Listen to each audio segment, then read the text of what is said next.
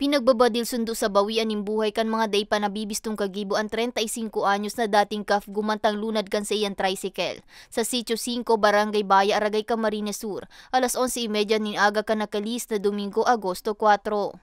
Binisto ang biktima na si Rudy Buenaobra Iriguera, kang barangay Binahan proper kang parehong Banwaan. Basado sa inisyal na investigasyon kang Ragay Municipal Police Station, biyahe ko tapasiring sa Sitio 7 kang parehong barangay ang biktima kaiban sa iyang esposa nga ni magpabakal ng scramble.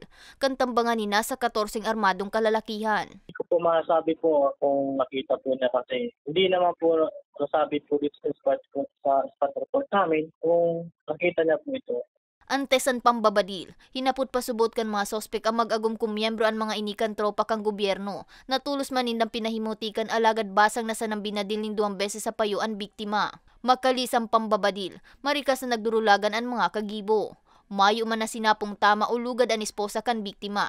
Saro sa mga pigihilingon niyan kang otoridad na motibo sa krimen, iyo ang dating trabaho kang biktima as imposibleng mga miyembro kang rebelding grupo ang mga kagibo. Nanawagan din po kami kung sino pong nakakita sa mga pangyayari. Pwede po sa ating tumawag sa ating PNP hotline. Magpupunta po dito sa aming isilan.